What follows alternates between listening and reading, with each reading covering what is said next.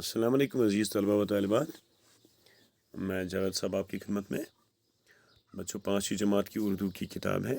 इसमें हमें एक सवाल है सफ़ा नंबर 51 पे, बनावट के लिहाज से इस्म की किस्में। तो हमें बनावट के लिहाज से इस्म की किस्में देखने हैं। बच्चों, पहले हम देखते हैं इस्म क्या होता है। मैं आपको याद दिलाऊंगा। इस्म किसी जगह, शख्स या चीज़ के नाम को इस्म कहा जाता है। किसी शख्स का नाम होगा, किसी चीज़ का नाम होगा या किसी जगह का नाम होगा, उसको हम इस्म कहते हैं। जैसे अमजद है, ये शख्स है। बिजबहरा है, ये जगह है। अनार है, ये तो एक चीज़ है। इसी तरह कुर्सी एक चीज़ है, मेज़ एक चीज़ है, कलम एक चीज़ है। तो इन सारी चीज़ों के नामों को हम इस्म कहते हैं।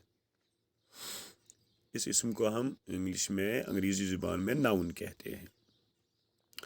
और जो बनावट के लिहाज से इस्म की 3 किस्में हैं, इसमें मसदर, इसमें मश्तक, इसमें जामिद।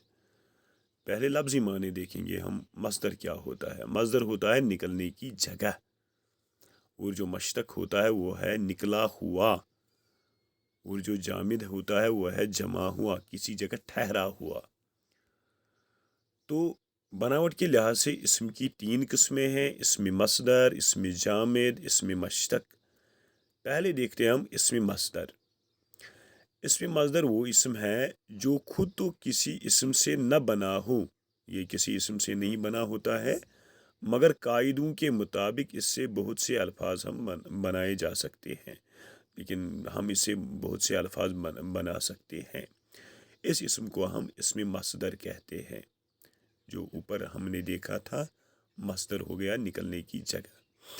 जैसे पढ़ना, पढ़ना से बनाए गए अल्फाज ये है। पढ़ो भी है, पढ़ी है, पढ़े, पढ़ते, पढ़ती। ये सारे जो लफ्ज़ है ये पढ़ना से बनाए गए हैं। अब है खाना। खाना से बनाए गए अल्फाज खाओ, खाई, खाई, खाते, खाती।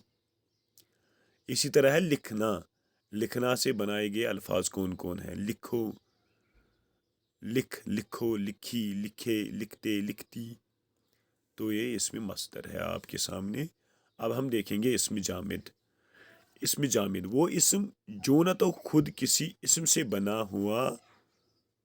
हो और न इससे कोई दूसरा इस्म बनाया जा सके। न किसी इस्म से बना होता है और न कोई इस्म इससे बनाया जा सकता है।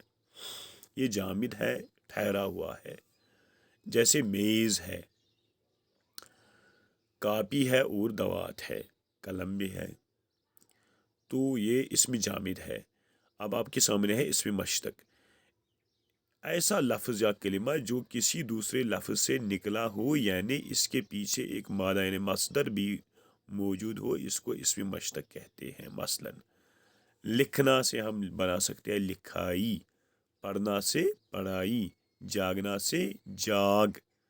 तो यह आपके सामने इसमें मश्तक है। एक मुख्तसर सी वीडियो है, उम्मीद है आपको समझ आई होगी इंशाल्लाह। खुदा हाफिज़।